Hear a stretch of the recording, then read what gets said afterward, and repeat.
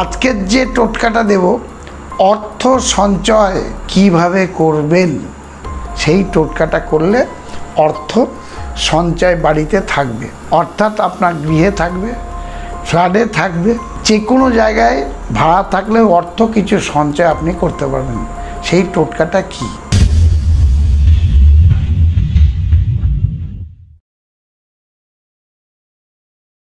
আপনাদের একটা ছোট্ট বার্তা আমি দেব।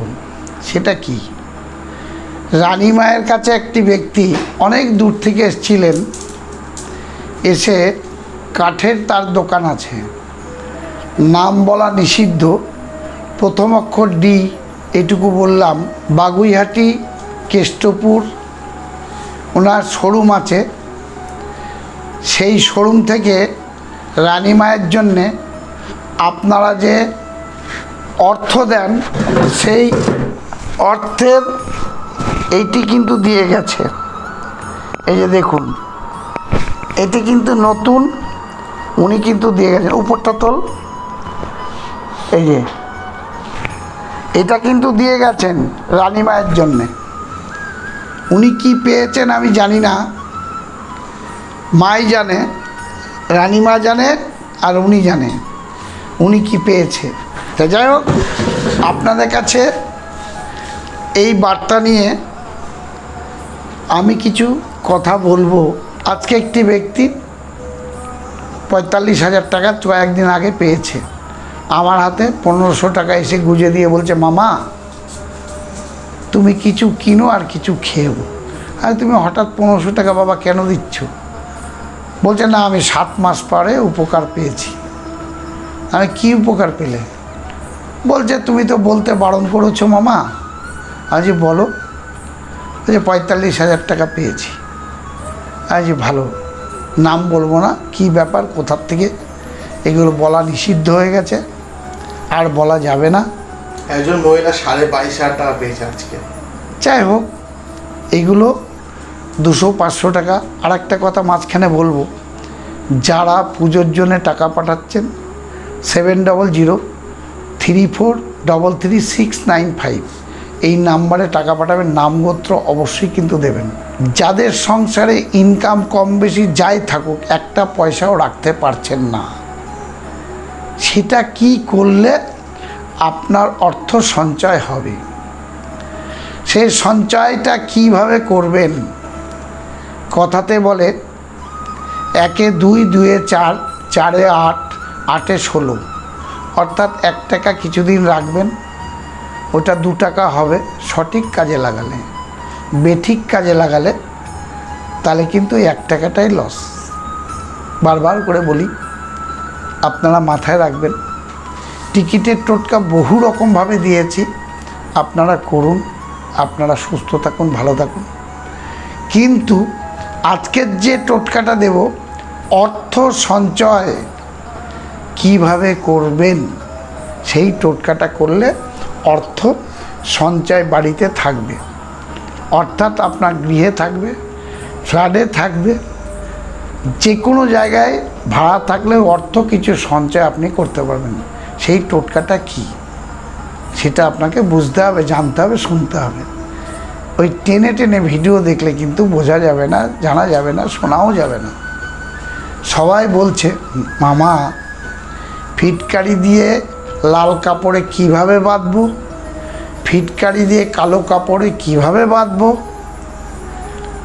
কিছু লোক আছে ফটকা খালি চান্স নেয়, মামা টোটকা দিন, মামা টোটকা দিন। এই চান্সগুলো হাত জোর করে বলছি, মায়ের আশীর্বাদে বলছি, এই নোংরামি কিন্তু করবেন না। নালে আপনার, আমি ক্ষতি চাইছি না, মা কিন্তু বিরাজ আপনার প্রতি হবে না। এই নোংরামি কিন্তু ফোন আমার কাছে বিভিন্ন রকম আছে, এই টাইম পাস কিন্তু করবেন না। আমি বারবার করে হাত জোর করে বলছি, দরকার হলে আপনাদের পায়ে হাত দিতে পারি, কাজের কথা অনেকে বলে না, এরকম কিন্তু কিছু বলবেন না, ঠিক আছে? আমি তেজপাতা নেব কি হলুদ নেব কি গুঁড়ো মশলা নেব না মেথি নেব না কালো জিরে নেব, বিভিন্ন রকম সমস্যার কথা আপনারা কিন্তু বলেন।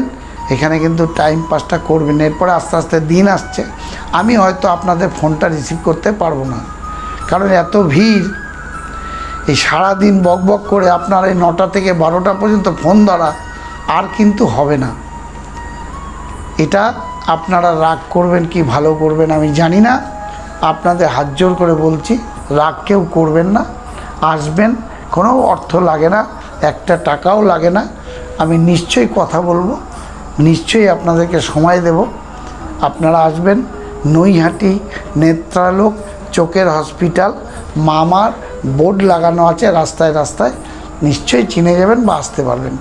আরেকটা কথা বলি, একটু আগে বললাম এই সঞ্চয় কিভাবে হবে, কি টোটকা করলে নিশ্চয়ই হবে, সেটা কিভাবে কি টোটকা করবেন। ধরুন কোনো ব্যক্তি 15,000 টাকা মাইনে পেয়েছেন, মুদিখানা অথবা গোসবা দোকানে দিলেন 5,000 টাকা, মেয়ে ছেলের পড়াশুনোর জন্য দিলেন 2,000 টাকা, হিসাব করলেন 7,000 দিলাম, 8,000 আছে। যারা ভাড়া থাকেন তারা 4,000 দিলেন, এবার হিসাব করলেন আরও 4,000 আছে। আমি 2,000 টাকা আসা যাওয়ার খরচা, আর 2,000 টাকা থাকবে। কিন্তু ওই 2,000 টাকা থাকাটা অন্য অপচয়ভাবে খরচা হয়ে যাবে। এটাই কিন্তু নেগেটিভ এনার্জি। এই নেগেটিভ এনার্জিটাকে আপনাকে সরাতে হবে। সেটা কি? এই নেগেটিভ এনার্জি কিভাবে সরাবেন? তাহলে আমাদের জীবনের মা লক্ষ্মী হচ্ছে হিন্দু শাস্ত্রের বড় একটা গৃহিণী।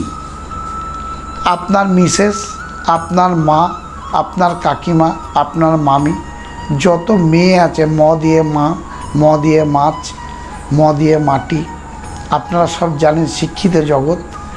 তাহলে ম দিয়ে বলতে গেলে অনেক কিছু। তো এই মাকে, মা লক্ষ্মীকে একটু যাজন করুন। সেটা কি যাজন? আমি 3টি মন্ত্রের একটা জপ দেব, সেই জপটা করুন যখন খুশি, শুদ্ধ বস্ত্রে করবেন। সেটা কি? সুস্থ মাথায় করবেন, যখন খুশি। লক্ষ্মী পূজা করতে গেলে করতে পারেন, অফিস থেকে এসে করতে পারেন, সকালবেলা স্নান করার পর করতে পারেন। কিন্তু মা লক্ষ্মীর চিত্রের দিকে তাকিয়ে কথাটা বলতে হবে।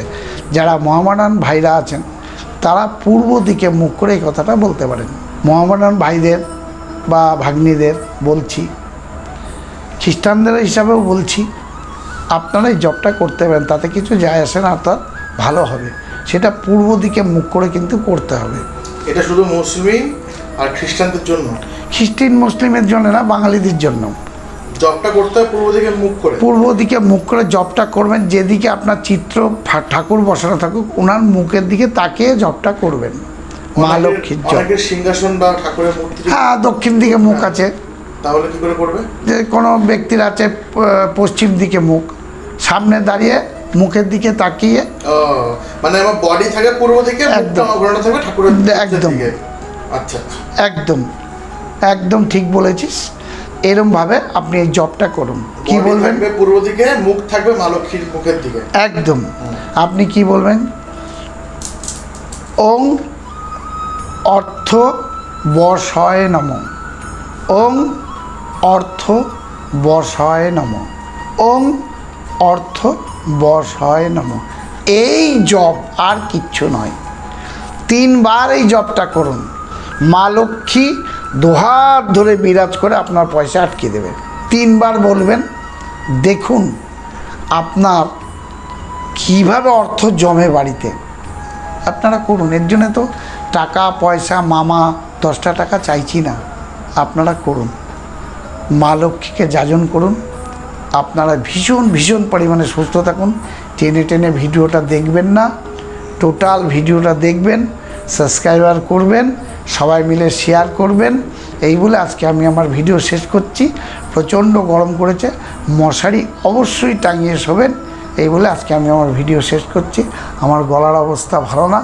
আপনারা কামনা করি আপনারাও ভালো থাকুন, আপনারাও কামনা করেন মামা যেন ভালো থাকে। রানিমার মুখটা কিন্তু সকালবেলা দেখবেন। আপনার দিন মারাত্মক পরিমাণে শুভ হবে এবং শুভ দিন আসতে চলেছে। নমস্কার, সুস্থ থাকুন, ভালো থাকুন।